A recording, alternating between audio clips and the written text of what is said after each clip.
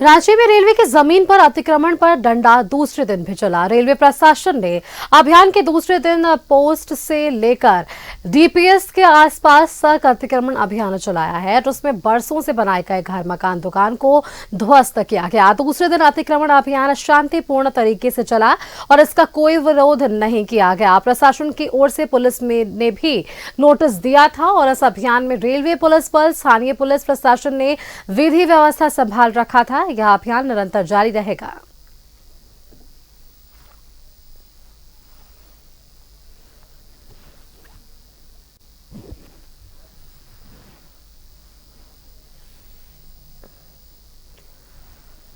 दूसरे दिन भी रेलवे की जमीन पर अतिक्रमण का डंडा चला है, बुलडोजर चला है और ऐसे में घर, मकान और दुकान को क्षतिग्रस्त, ध्वस्त किया गया है और भारी संख्या में फोर्स की वहां पर तैनाती भी की गई है। पिछले दिनों भी यह अतिक्रमण का डंडा चला था। आज ये दूसरे दिन रेलवे प्रशासन ने अभियान चलाया है। दूसरे दिन भी रेलवे की जमीन पर अतिक्रमण हटाया गया है। रेलवे प्रशासन ने यह अभियान चलाया है।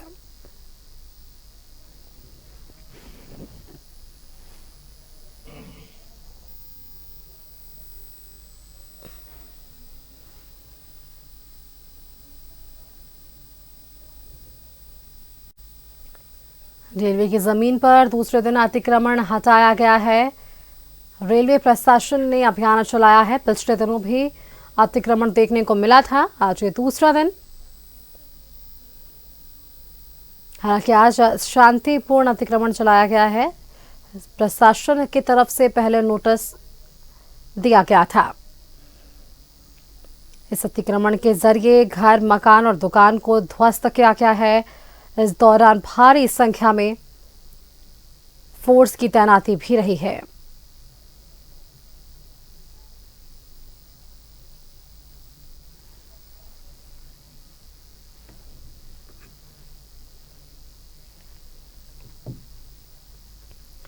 रेलवे की जमीन पर अतिक्रमण चला है। ये दूसरा दिन है जब प्रशासन का डंडा हमें जरूर देखने को मिल रहा है। हालांकि आज शांतिपूर्ण तरीके से अतिक्रमण रहा या नहीं, ये जानकारी ले लेते हैं। संवाददाता नौशाद हमारे साथ जुड़ रहे हैं। नौशाद, ठंड में ये लोग जाएंगे तो जाएंगे कहाँ? क्योंकि आप ये देखिए, पिछले दिनों भी जो है अतिक्रमण चलाया गया। आज दूसरा दिन था। पिछले दिनों विरोध प्रदर्शन था, लोगों में आक्रोश था। आज क्या कुछ स्थिति?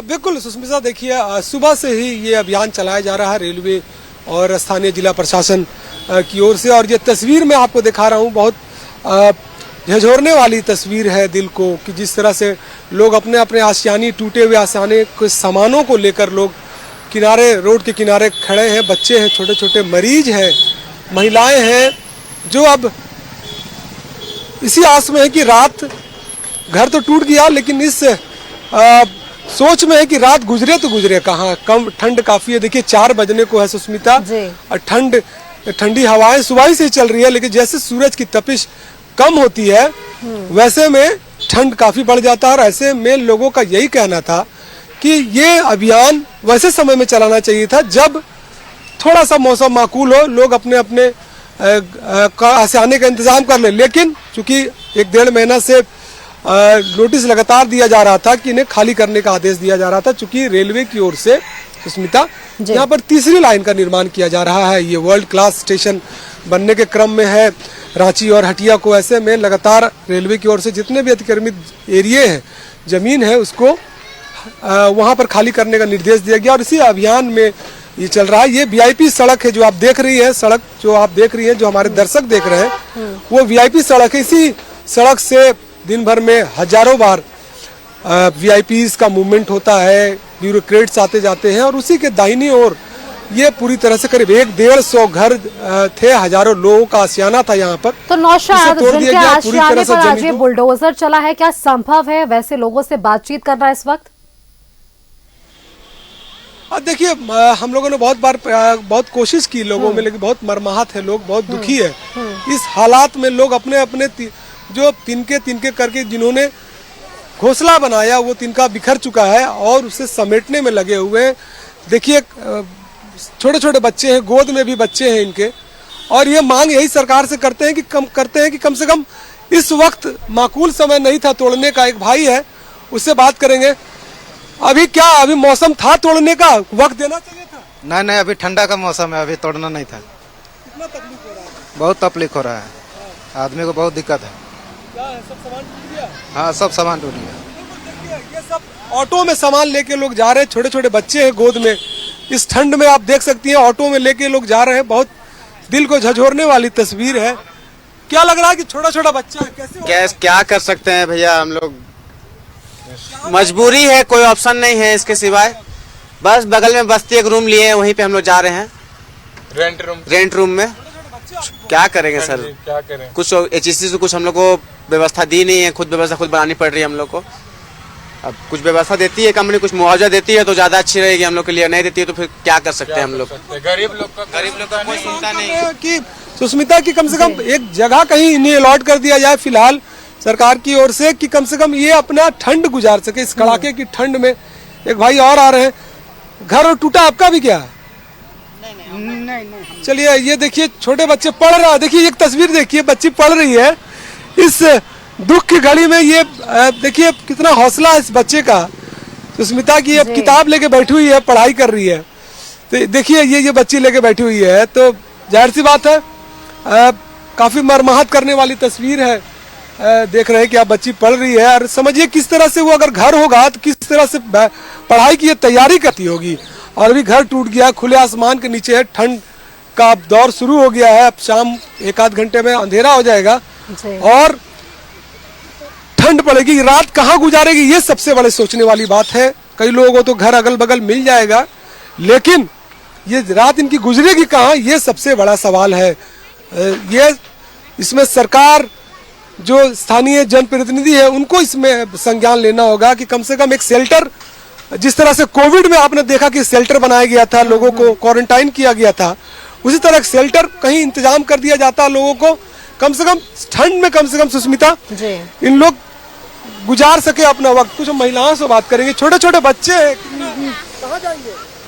अब हम लोग कहाँ जाएंगे, जहाँ सरकार भेजेगा वहीं जाएंगे। उम्मीद है सरकार से कहीं पर मिल जाए? पता नहीं मिलेगा कि नहीं मिलेगा, उम्मीद तो नहीं है कि देगा सरकार। लोग नाराज भी है कि छोटे बच्चे को कहाँ लेके जाएंगे। ये एक चाची है, चाची क्या स्थिति, कहाँ जाएंगे? अभी हम लोग का जगह नहीं है, हम लोग तो इधर है ना, रोडे तर सुतेंगे रहेंगे। कहाँ झारखंड के निवासी है? हाँ, झारखंड देगा घर तब जाएंगे, नहीं तो इधर रोडे में। लोग यहीं के निवासी है, यहीं पर इन लोग खतियानी है यहाँ पर, लेकिन किसी कारण बस इनको जमीन नहीं मिली, घर नहीं मिला, लेकिन अब कहाँ जाएंगे? सिस्टर ये बताइए, छोटे छोटे बच्चे आपके पास दिख रहे हैं, कहाँ जाने, कोई रास्ता कहीं मिला रात गुजारने के लिए? ठंड है काफी। नहीं मिला, हम लोग का घरे नहीं है, सब सामान बिखरल है, नहीं देख रहे हैं, कहाँ जाएंगे हम लोग, छोटा छोटा बच्चा है, ठंड से मर जुन जाएंगे। तो कोई पुरुष है घर में, कोई इसके पापा है? हाँ, हम लोग तो डेली कमाते डेली खाते हैं, घर रेंट रूम कहाँ से, हाँ रेंट रूम देने भी नहीं सकेंगे हम लोग। आजकल ये लेबर क्लास के लोग हैं, रोज खाने कमाने वाले, लेकिन क्या कीजिएगा, है तो इंसान, ये इंसान ही है ना। जाहिर सी बात है इनको भी हक है इस लोकतंत्र में, इस भारत की जमीन पर रहने का, है यही के निवासी। लेकिन स्थिति ये है कि अब रात इनकी कहाँ गुजरेगी, छोटे छोटे बच्चे हैं। बिल्कुल नौशाद, यही एक सवाल है। आपने नोटिस जरूर दिया है ऐसे लोगों को बाहर निकलने के लिए, जगह खाली करने के लिए, लेकिन समय देखना था।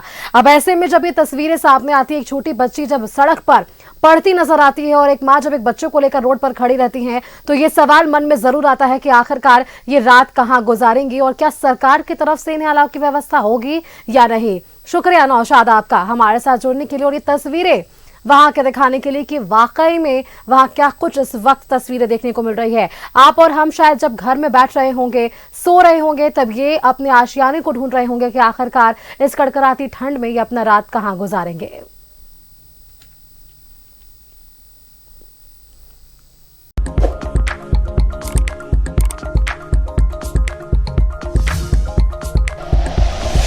Like and share videos, subscribe करें हमारा चैनल और प्रेस करें बेल आइकॉन।